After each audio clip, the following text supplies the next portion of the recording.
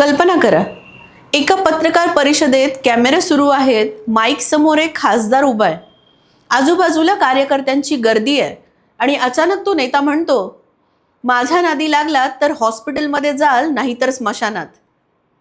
क्षणभर सगळे थबकतात. त्यानंतर तो पुढे म्हणतो, घरात घुसून मारणार. आणि त्यानंतर आणखी एक वाक्य, सिक्युरिटी ठेवली तर बॉम्ब टाकून मारणार. नमस्कार, मी अस्मिता आणि आपण बघत आहोत अनफिल्टर्ड महाराष्ट्र. हे शब्द सोशल मीडियावरती वाऱ्यासारखे पसरत आहेत. काही तासातच महाराष्ट्रातील राजकारण ढवळून निघतं. विरोधक संतप्त होतात, सत्ताधारी बचावात्मक भूमिका घेतात आणि सामान्य नागरिकाच्या मनात एकच प्रश्न निर्माण होतो, इतकी आक्रमक भाषा वापरणारा हा नेता नेमका कोण आहे? आज आपण जाणून घेणार आहोत संजय दीना पाटील यांची संपूर्ण राजकीय कहाणी.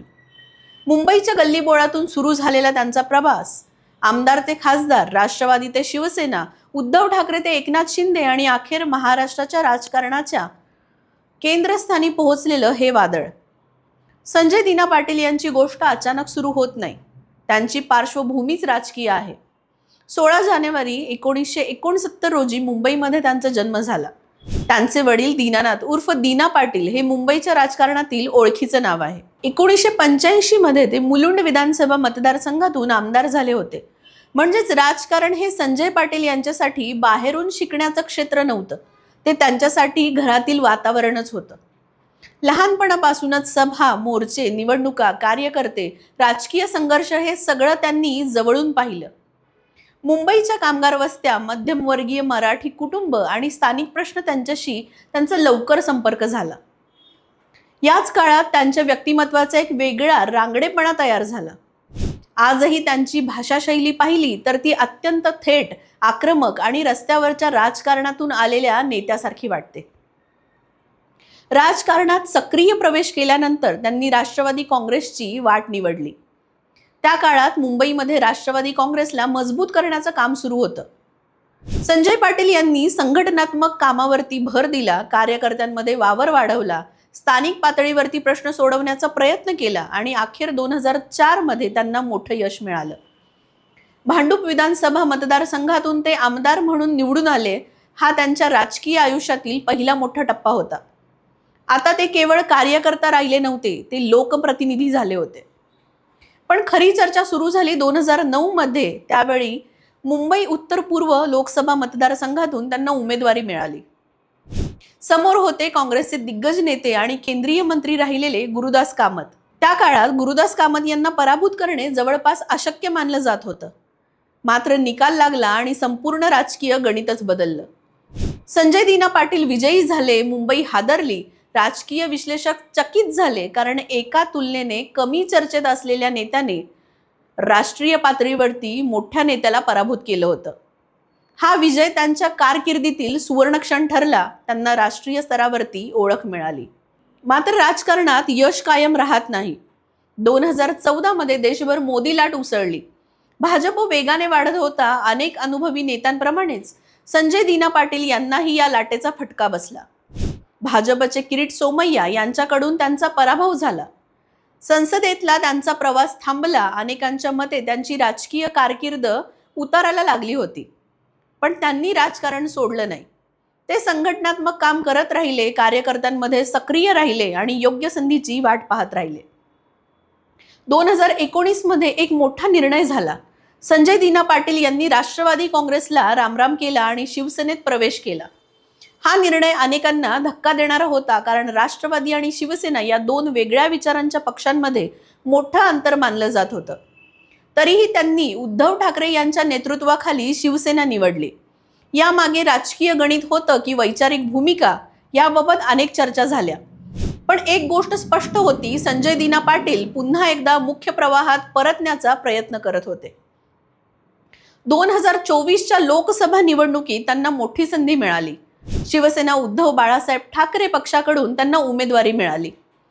लढत अत्यंत प्रतिष्ठेची होती. महाराष्ट्रात महाविकास आघाडी आणि महायुती यांच्यात थेट संघर्ष होता. निकाल लागला आणि संजय दीना पाटील पुन्हा एकदा खासदार बनले. त्यांचं पुनरागमन पूर्ण झालं. ज्यांनी त्यांना संपलेला नेता मानलं होतं त्यांना त्यांनी उत्तर दिलं. आणि आता येतो या संपूर्ण कहाणीतील सर्वात नाट्यमय भाग. 2026 शिवसेना युबीटी मध्ये अस्वस्थता वाढू लागली. पक्षातील काही खासदार बैठकींना गैरहजर राहू लागले. त्यामध्ये संजय दीना पाटील यांचाही समावेश होता. सुरुवातीला त्यांनी आपण बंडखोर नसल्याचं सांगितलं, उद्धव ठाकरे यांच्यासोबत असल्याचंही जाहीर केलं. पण राजकारणात काही दिवस म्हणजे खूप मोठा काळ असतो आणि काही दिवसातच चित्र बदललं. 6 खासदारांनी पक्ष सोडला ते एकनाथ शिंदे यांच्या शिवसेनेत दाखल झाले. महाराष्ट्रात ऑपरेशन टायगरची चर्चा सुरू झाली. राजकीय वर्तुळात खळबळ उडाली. याच ठिकाणी मतमतांतरे सुरू झाली. एका बाजूला उद्धव ठाकरे समर्थक होते. त्यांचं म्हणणं होतं की जनतेने खासदारांना उद्धव ठाकरे यांच्या नावावरती मत दिलं, मग निवडून आल्यानंतर पक्ष बदलणं म्हणजे जनादेशाचा अपमान. दुसऱ्या बाजूला शिंदे समर्थकांचं मत वेगळं होतं. त्यांच्या मते राजकारणात निर्णय परिस्थितीनुसार घेतले जातात. सत्ता आणि प्रभाव वाढवण्यासाठी पक्षांतर ही नवीन गोष्ट नाही. यामुळे संजय दीना पाटील यांच्यावरती टीका आणि समर्थन दोन्ही वाढलं. यानंतर जे घडलं त्याने संपूर्ण चर्चेचं स्वरूप बदललं. माध्यमांसमोर बोलताना त्यांनी अतिशय आक्रमक भाषा वापरली. त्यांनी विरोधकांना थेट इशारे दिले. हॉस्पिटल, स्मशान, घरात घुसून मारणं, बॉम्ब टाकणं अशा शब्दांचा वापर झाला. आणखी एक वाक्य विशेष चर्चेत आलं. ते म्हणाले, आमच्या वडिलांच्या काळात 5 लोकांना मारलं होतं. हे वाक्य समोर आल्यानंतर वातावरण आणखी तापलं, कारण अनेकांनी याला फक्त राजकीय वक्तव्य न मानता थेट धमकी म्हणून पाहिलं. हे वक्तव्य समोर आल्यानंतर विरोधक आक्रमक झाले. शिवसेना युबीटी नेते संजय राऊत यांनी कठोर कारवाईची मागणी केली. त्यांनी या वक्तव्याची गंभीर दखल घेण्याचं आवाहन केलं. सोशल मीडियावरही तीव्र प्रतिक्रिया उमटल्या. काहींनी याला गुंडागिरीची भाषा म्हटलं, काहींनी लोकशाहीसाठी धोकादायक असल्याचं म्हटलं, तर समर्थक म्हणाले ही फक्त राजकीय भाषा आहे. तो फक्त इशारा होता. त्यांच्या बोलण्याची शैली अशीच आहे. वाद आणखी वाढत गेला. या संपूर्ण प्रकरणात एक गोष्ट लोकांच्या लक्षात आली. वादग्रस्त विधानं होत असताना उपस्थित कार्यकर्ते टाळ्या वाजवत होते, शिट्या मारत होते आणि हेच दृश्य अनेकांना अस्वस्थ करून गेलं.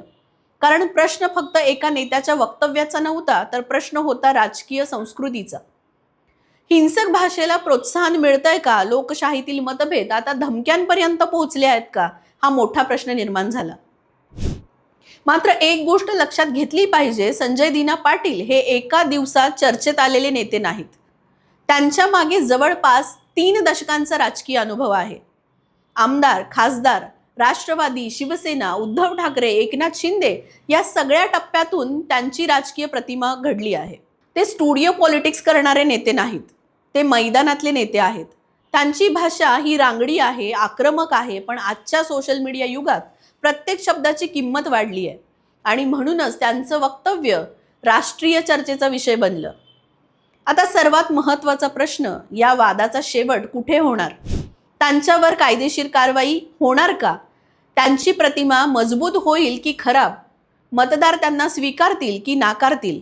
याचं उत्तर आज कुणाकडेच नाही. पण एक गोष्ट निश्चित आहे, संजय दीना पाटील हे आता महाराष्ट्राच्या राजकारणातील चर्चेच्या केंद्रस्थानी आले आहेत.